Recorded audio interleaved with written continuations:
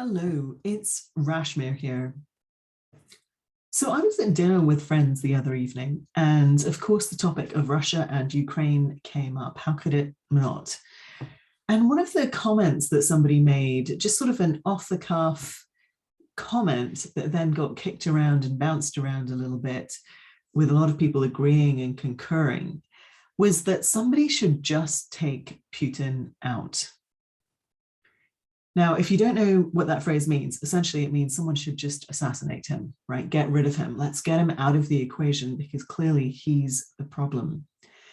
Now, the reason I wanted to bring that into a video is it felt really important to go a little bit deeper into what's at play here.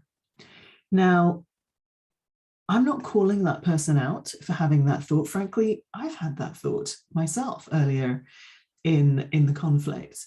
And I don't know if that's because all of us watch too many spy movies, or, I have just become so used to violence and this violent way of dealing with problems that seems like an easy solution. Whatever it is, the fact is, it's probably a thought that billions of people on our planet have also had. But there's a problem. Here's the thing. True change, true transformation begins within.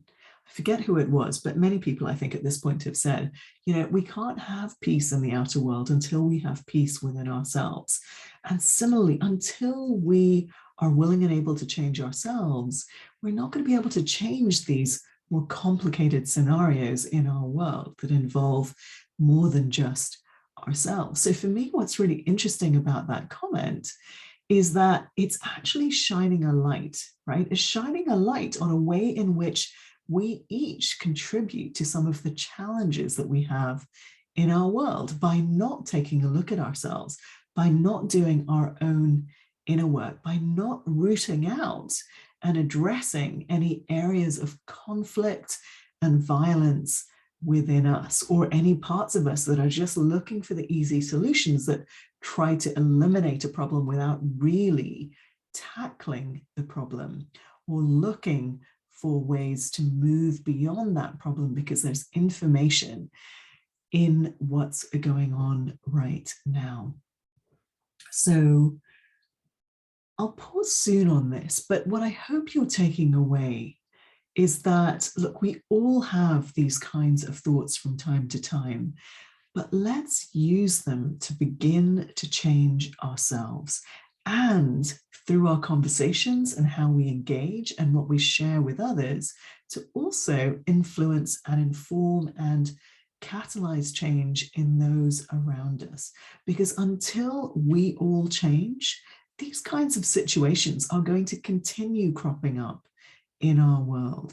And that's not to say that there's not lots of positive elements that we're seeing and witnessing in this particular conflict.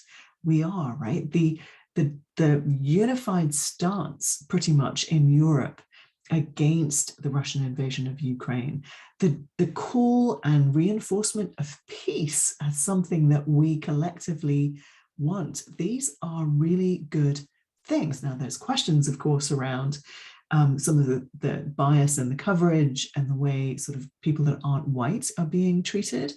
But that aside, that too, by the way, the fact that that is being named and called out is a sign of progress in our world. And there are also possibilities for rooting out corruption, money, and power that are influencing our world in ways most of us don't know. So for all of the hardship that is happening right now, there might well be more at play and more positive outcomes that will come out of this situation in time. But the key is we must all look at ourselves. And just as we are called to give and to help and to support and to call for peace and to be willing to sacrifice in order that our governments get the message that this is not okay, we must also do the harder work of looking at ourselves. For true change, true transformation begins within. Thanks very much, and I will see you in the next video.